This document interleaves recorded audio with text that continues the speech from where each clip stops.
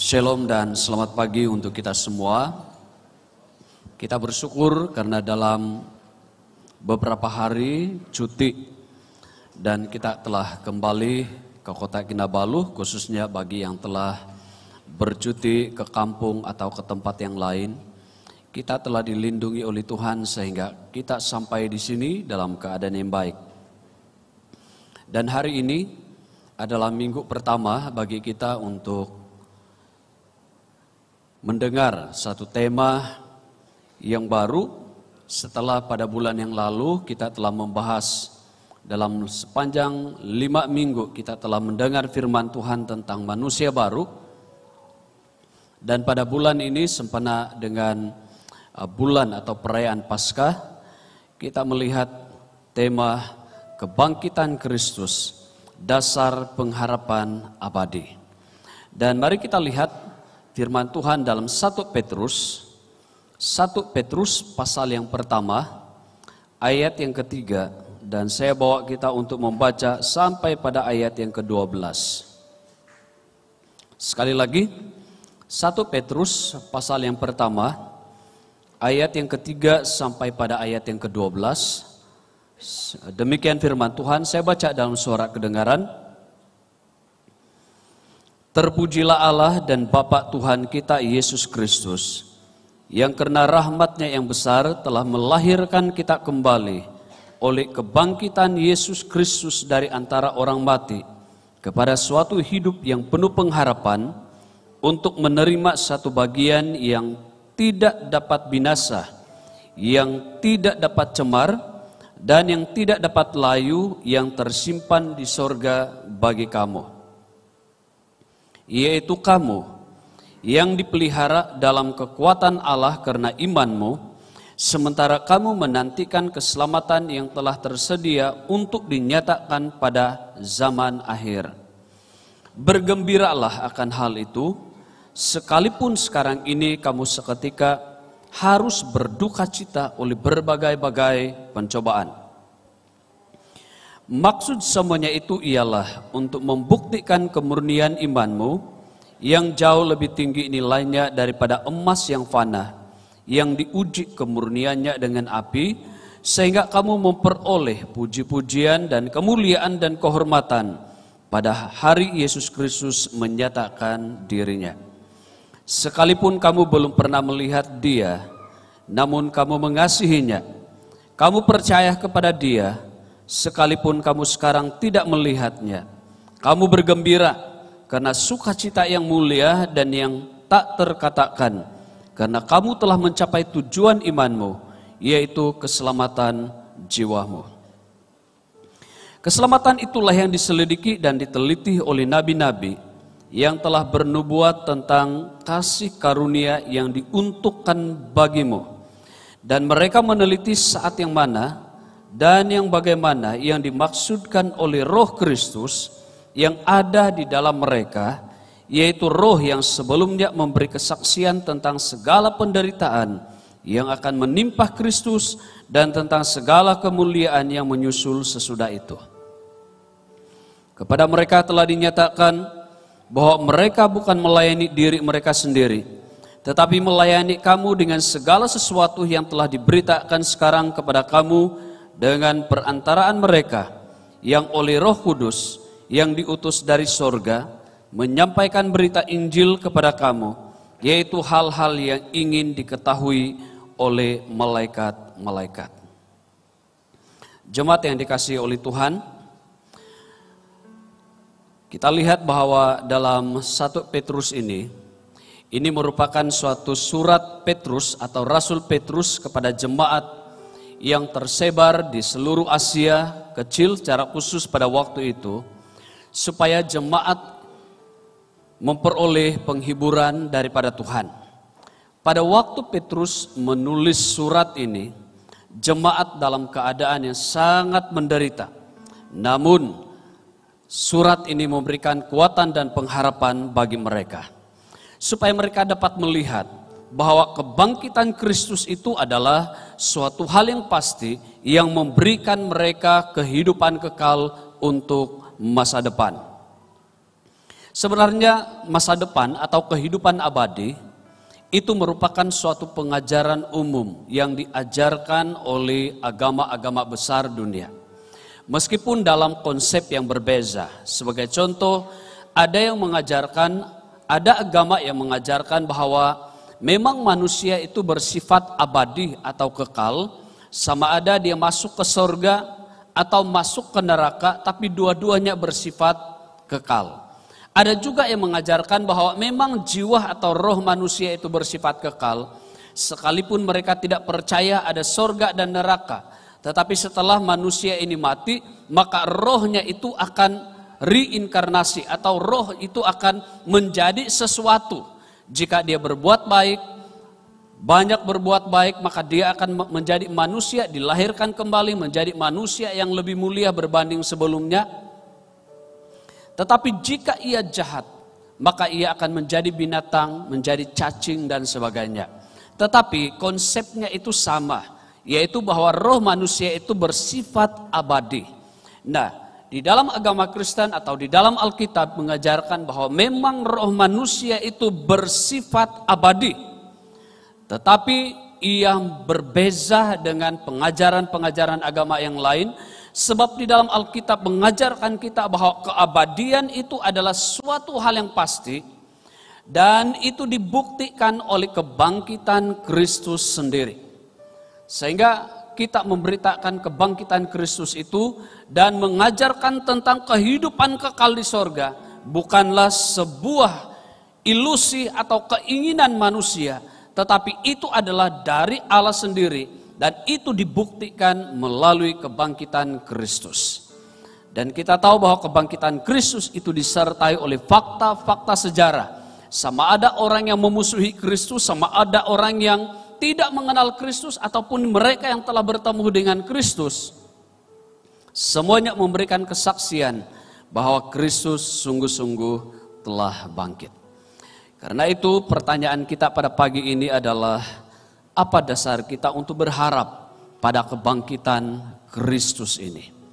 Apa dasar kita untuk berharap bahwa saya dan saudara akan turut dibangkitkan dan menerima kehidupan yang kekal dari kebangkitan Kristus ini?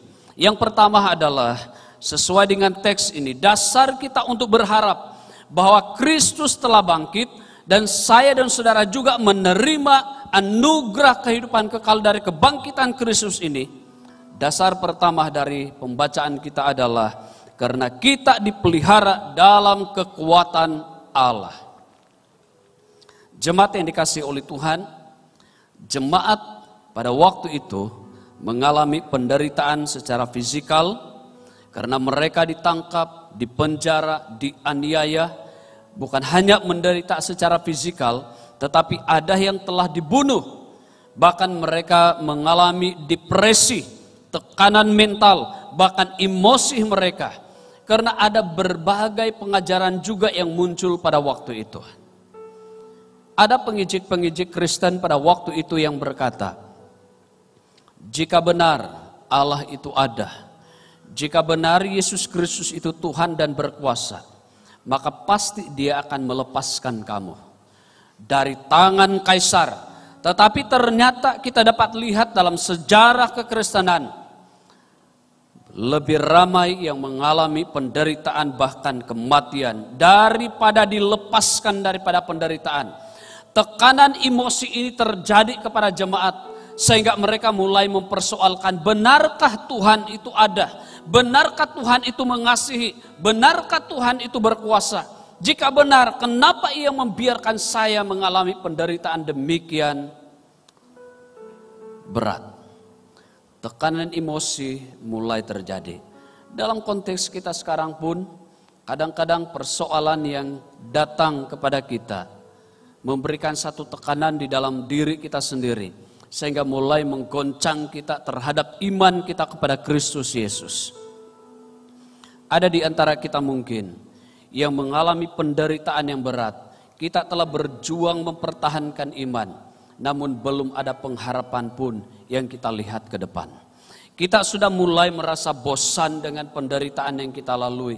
Kita sudah Kita sudah menangis sekian lama, berjuang minta supaya Tuhan berbelas kasihan pada kita. Kita mungkin sudah berteriak pada Tuhan, Tuhan, apa salah saya sehingga Engkau tidak datang untuk memberikan pertolongan kepada saya. Tekanan demi tekanan emosi ini mulai membuat kita mempertanyakan, apakah Tuhan itu ada? Apakah Tuhan itu sungguh mengasihi? Apakah Tuhan itu sungguh peduli? Apakah Tuhan itu berkuasa? Semua tekanan ini mulai datang. Tetapi jemaat yang dikasihi oleh Tuhan, pergumulan yang kita hadapi pada saat ini bukanlah suatu hal yang baru. Dan bukan hanya kita yang mengalaminya. Ada orang yang lebih berat mengalami, yaitu jemaat-jemaat secara khusus, di mana surat 1 Petrus ini ditujukan. Mereka mengalami itu dengan penderitaan dan tekanan yang berat. Tetapi kenapa mereka masih bertahan? Mereka bertahan karena ada kekuatan Allah yang menjaga dan memelihara mereka. Kita harus ingat, ada waktu Tuhan melepaskan mereka dari bahaya, sehingga penderitaan tidak menyentuh tubuh mereka. Ada waktu seperti itu. Ada waktu juga di mana penderitaan itu dibiarkan oleh Tuhan beberapa lama. Kemudian akhirnya Tuhan lepaskan mereka. Ada waktunya penderitaan itu langsung Tuhan biarkan sehingga akhirnya mereka mati dalam penderitaan itu. Tetapi ingat, sama ada Tuhan lepaskan kita sehingga kita tidak disentuh oleh penderitaan, atau mengalami penderitaan dalam waktu-waktu tertentu dan kemudian Ia lepaskan, ataupun mungkin Tuhan sama sekali tidak melepaskan kita dari penderitaan. Ingat, kekuatan Allah tidak pernah berubah. Kasih Allah tidak pernah berubah. Ia menjaga jiwamu, karena dalam pembacaan kita tadi dikatakan bahwa itulah tujuan Allah yang utama, yaitu Allah ingin menyelamatkan jiwamu. Perhatikan, jangan kita membiarkan tekanan yang menyakitkan emosi kita. Jangan membiarkan masalah penderitaan yang mengganggu kesehatan kita secara fisikal merebut keselamatan yang Tuhan berikan di dalam kehidupan kita. Ada kekuatan Allah yang memberikan jaminan, sehingga meskipun kita mengalami demikian, itu tidak berarti Allah tidak berkuasa, Allah gagal melindungi kita. Tetapi yang utama bagi Tuhan itu adalah keselamatan jiwa kita, sehingga untuk itulah Kristus bangkit, supaya kita, jiwa, roh kita terpelihara di dalam kekuatan Allah. Perhatikan baik-baik bahwa Kristus sendiri boleh melepaskan dirinya tanpa mengalami penderitaan. Tetapi kenapa Dia membiarkan dirinya mengalami penderitaan yang berat dan akhirnya mati? Bukankah Ia berkuasa untuk lepas dari semua itu? Ia mampu dan berkuasa. Tetapi Ia membiarkan karena Ia memberikan contoh bagi kita. Ini adalah salah satu dari tujuan Allah mengalami semuanya itu. Kristus mengalami itu supaya kita belajar. Ada waktu kita akan mengalami penderitaan sama seperti Kristus. Tetapi Allah menjaga supaya roh kita, iman kita, jiwa kita terpelihara di dalam kasih karunia Allah. Kekuatan Allah yang bekerja di dalam diri kita, mempertahankan hati kita, mempertahankan jiwa atau iman kita, menghibur kita supaya kita tetap bertahan di dalam semua perjuangan yang kita alami. Saudara, kekuatan Tuhan adalah jaminan yang pasti bagi kita untuk mencapai kehidupan yang kekal. Kita boleh baca dalam Roma pasal yang ke-8, ayat yang pertama sampai pada ayat yang ke-39. Paulus menjelaskan di sana secara panjang lebar bagaimana kekuatan Allah yang tak dapat dihalang oleh apapun. Paulus berkata, jika ada malaikat manapun, ia tidak akan mampu melawan kuasa Allah. Kuasa yang ada di bawah bumi, di bumi atau ini atau di langit, tidak ada yang mampu untuk menghalang kuasa Allah. Termasuklah kematian pun tidak mampu untuk menghalang kuasa Allah. Dan perhatikan, semua kuasa ini yang Allah berikan kepada kita, tujuannya yang utama adalah supaya kita dapat mencapai pada keselamatan yang Tuhan berikan. Itu sebabnya dasar bagi kita untuk berharap pada kebangkitan kita. Di dalam kebangkitan Kristus itu adalah karena di dalam kebangkitan Kristus ada kuasa Allah yang memberikan jaminan supaya kita dibangkitkan dari kematian. Keselamatan kekal adalah tujuan Allah untuk menyatakan kasih dan kuasa-Nya kepada kita. Selalu kita ingat, setiap kita mengalami berbagai penderitaan, tetapi tujuan utama Tuhan mengasihi kita, Tuhan memberkati, Tuhan melindungi dan memelihara, menghibur kita adalah supaya kita dipertahankan oleh kuasa Tuhan sehingga kita mencapai pada keselamatan yang abadi. Inilah dasar kita berharap yang pertama. Yang kedua, dasar kedua di mana kita boleh berharap pada kebangkitan ini adalah kita dikaruniakan iman. Kita boleh baca dalam ayat yang kelima. Di dalam Ibrani pasal yang ke-11, dalam seluruh pasal yang ke-11 kita dapat melihat bagaimana kuasa iman ini dijelaskan. Di dalam pembacaan khususnya dalam ayat yang pertama sampai pada ayat yang kedua dalam Ibrani pasal yang ke-11, kita dapat melihat bahwa iman adalah mata rohani kita. Sehingga dengan iman kita dapat melihat sesuatu yang tidak dapat dilihat oleh mata kasar kita. Abraham, pada waktu Allah memerintahkan dia untuk pergi, meninggalkan keluarganya dan tanah airnya untuk pergi ke suatu tempat yang belum pernah dia pergi dan dia tidak tahu. Meskipun mata dan pemikirannya tidak tahu, tetapi dengan iman ia mentaati karena di dalam iman ia melihat janji Allah yang luar biasa. Iman adalah mata rohani kita untuk melihat. Seterusnya dikatakan bahwa iman adalah akal kita untuk mengerti sesuatu yang mustahil. Sehingga dikatakan dengan iman kita mengerti janji Allah. Kita dapat lihat bagaimana Nuh diperintahkan oleh Allah untuk membuat bahtera yang besar. Belum ada manusia dan belum ada kepakaran yang boleh mampu untuk membuat bahtera itu. Dan bahtera itu pun dibuat bukan dekat dengan pantai, tetapi di atas bukit. Suatu hal yang benar-benar tidak masuk akal. Tapi dengan iman Nuh dapat mengerti. Maka ia mentaati Allah. Itu pentingnya iman. Iman itu adalah akal untuk mengerti sesuatu yang tersembunyi. Meskipun hal itu bertentangan dengan rasional kita. Dikatakan juga bahwa iman itu adalah emosi yang kudus di hadapan Tuhan. Karena di dalam imanlah maka hati kita digerakkan untuk tunduk pada Allah dan beribadah kepada Allah yang tak kelihatan. Daud adalah contoh yang banyak disebut dalam Alkitab. Jiwanya melonjak, kegirangan, menari dan memuji Tuhan. Karena emosinya dikuasai oleh imannya. Sehingga emosinya ini dikuduskan oleh Tuhan. Sehingga emosinya ini digerakkan oleh Tuhan untuk memuji dan memuliakan Allah.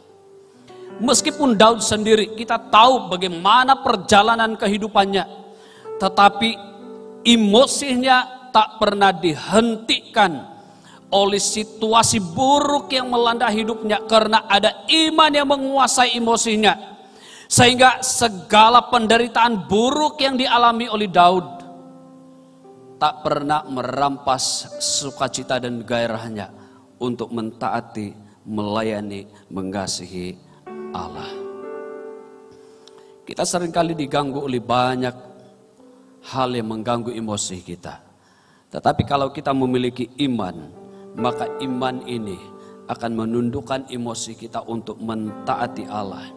Dikatakan juga di dalam Ibrani pasal yang ke-11 ayat 1 dan 2 bahwa iman itu adalah kuasa bagi kita. Sehingga iman itulah yang menggerakkan tindakan kita untuk mentaati perintah-perintah Allah termasuklah perintah Allah yang tidak masuk akal. Tetapi kita digerakkan dan kita diberikan kuasa untuk melakukan itu. Musa pada waktu ia bertindak memukul laut berau, sehingga laut telah terbelah, dengan kuasa dan iman, maka ia diperintahkan untuk memukul batu sehingga batu terbelah dan mengeluarkan air. Yesua, dia bertindak dengan cara yang tidak masuk akal untuk melawan dan menaklukkan seluruh penduduk kota Yeriko. Mereka tidak menggunakan pedang, mereka hanya menyanyi sehingga mereka dikira sebagai orang-orang yang gila. Tetapi ingat, dengan iman ada kuasa luar biasa yang terjadi sehingga kota itu, tembok kota itu telah roboh dan seluruh penduduk kota diserahkan kepada Yesua. Paulus juga, bahkan para rasul yang lain, kita dapat melihat bagaimana iman itu bekerja sehingga menggerakkan seluruh tindakan untuk taat kepada Allah. Jemaat yang dikasihi oleh Tuhan, kita harus mengerti, iman itu adalah indera rohani kita untuk melihat, mengerti, dan juga merasakan pimpinan dan penyertaan Tuhan di dalam hidup kita. Iman ini juga melawan kesombongan-kesombongan yang terjadi di dalam diri kita, namun tetap berbangga dengan rendah hati, sehingga keyakinan kita itu bersifat eksklusif, karena ada iman khusus yang Tuhan berikan yang tidak dapat dialami dan tidak dapat diterima oleh orang-orang lain. Namun dalam sifatnya yang eksklusif ini, kita tetap rendah hati dan kita tidak pernah tawar untuk mentaati Tuhan. Karena iman inilah maka kita memiliki janji yang pasti, sehingga iman ini membuat kita fokus pada kekekalan. Meskipun ada hal-hal yang tidak masuk akal yang sering kali kita hadapi, tetapi iman inilah yang menundukkan kita, sehingga dengan iman yang kita miliki ini, maka kita dapat mencapai pada janji Allah, yaitu kehidupan abadi bersama dengan Kristus Yesus. Yang ketiga, dasar pengharapan kita yang ketiga pada kebangkitan Kristus ini adalah karena ada Roh Kudus di dalam diri kita. Dinyatakan oleh Roh Kudus dalam ayat yang ke-11 sampai pada ayat yang ke-12. Roh Kudus ini mengetahui hal-hal yang tersembunyi di dalam diri Allah. Kita boleh baca dalam 1 Korintus pasal yang kedua ayat yang ke-10 sampai pada ayat yang ke-11. Hanya Roh Kudus yang tahu hal-hal yang Allah ingin lakukan bagi seluruh ciptaan. Dan Roh Kudus itu hanya ada di dalam diri orang percaya, sehingga hanya orang percaya yang mengetahui dan mempercayai rencana Allah, termasuklah rencana kekal Allah untuk saya dan saudara. Karena itu jangan heran, kenapa orang tidak percaya ada surga, ada neraka. Kenapa orang menolak Yesus Kristus satu-satunya jalan keselamatan. Jangan percaya, jangan heran, karena di dalam diri mereka tidak memiliki Roh Kudus. Dikatakan dalam pembacaan kita tadi bahwa Roh Kudus itu telah menggerakkan seluruh para nabi untuk menyelidiki, sehingga hal itu pun atau keselamatan, kebangkitan atau keselamatan yang disediakan melalui kebangkitan Kristus ini pun sudah ada dinyatakan dalam perjanjian lama, sehingga digenapi di dalam Kristus. Dan kemudian kita telah menerima itu. Saudara, Roh Kudus menyadarkan kita dari dosa, sehingga ia menggerakkan kita untuk bertobat. Dan pekerjaan Roh Kudus inilah yang menyediakan ruang bagi kita untuk menerima keselamatan itu.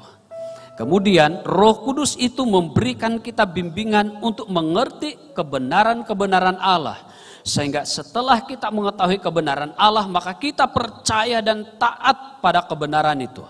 Kemudian Roh Kudus itu juga menjaga kita sehingga kita diberikan keyakinan untuk percaya pada janji Allah, termasuklah keselamatan yang Kristus sediakan bagi kita.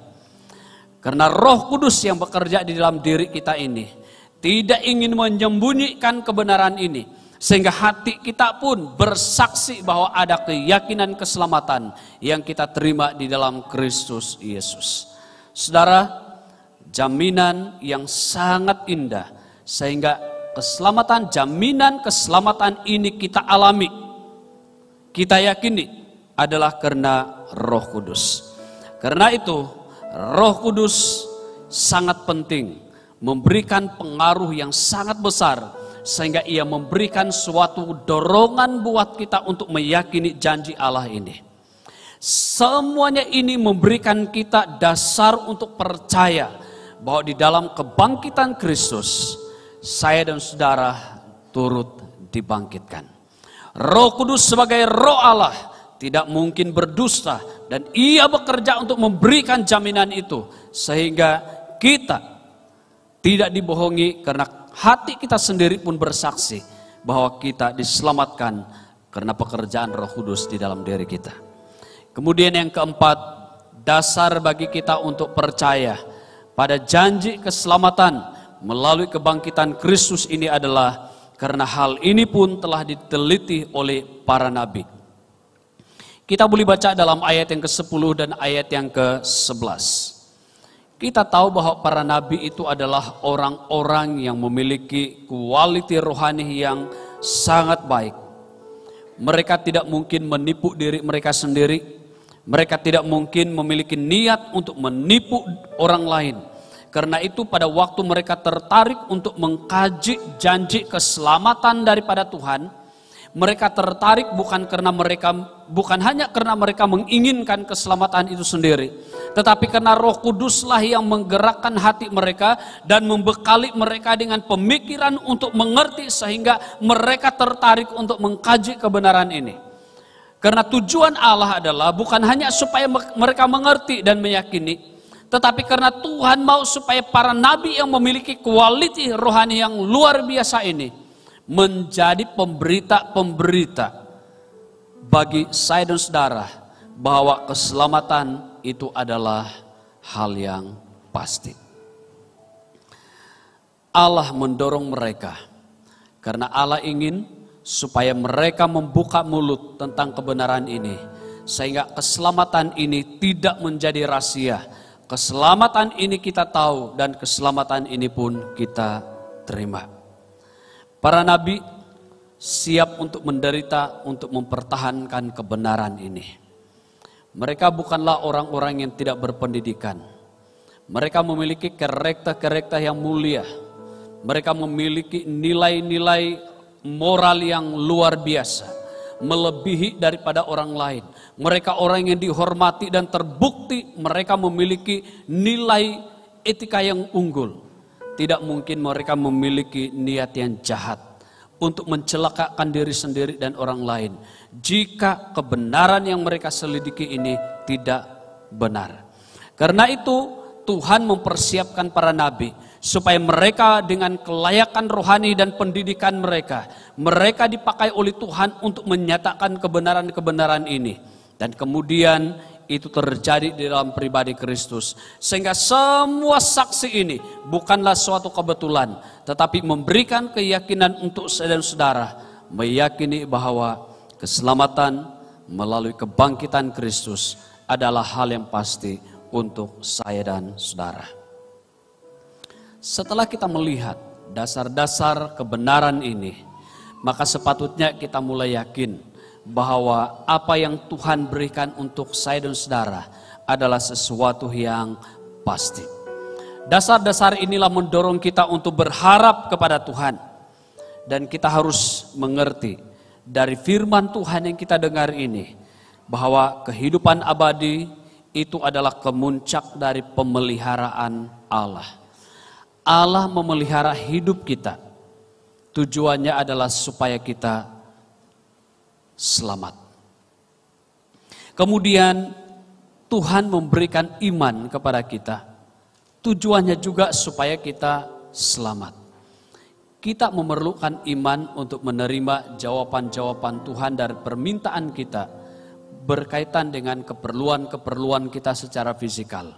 Tetapi tujuan iman yang jauh lebih mulia, jauh lebih penting, bukanlah untuk menerima hal-hal yang bersifat materi, tetapi hal-hal yang abadi. Karena itu tujuan utama iman, Tuhan menganugerahkan iman itu adalah supaya ada jaminan bagi kita bahwa di dalam iman ini ada keselamatan yang Tuhan sediakan. Dan Tuhan berkarya melalui Roh Kudus juga. Roh Kudus diutus untuk hadir di dunia ini.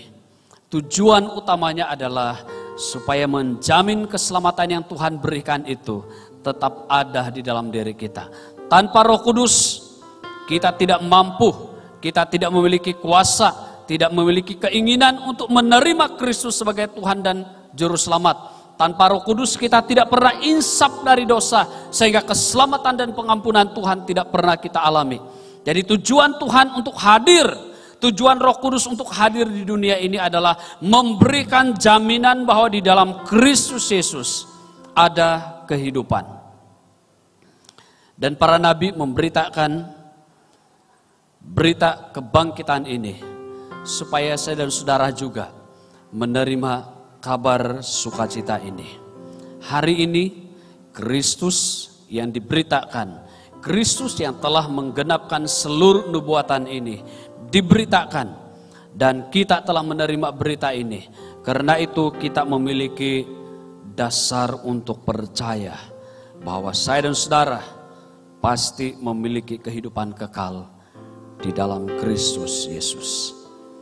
Saudara, kebangkitan Kristus telah mengubah persepsi dunia terhadap kematian fisikal, mengubah persepsi dunia terhadap keabadian, apalagi bagi kita yang telah menerima Kristus. Kita dapat melihat keabadian adalah tujuan hidup kita, sorga adalah tujuan hidup kita yang mulia. Mari kita berdiri bersama-sama, kita nyanyikan pujian ini, Karena Salibmu.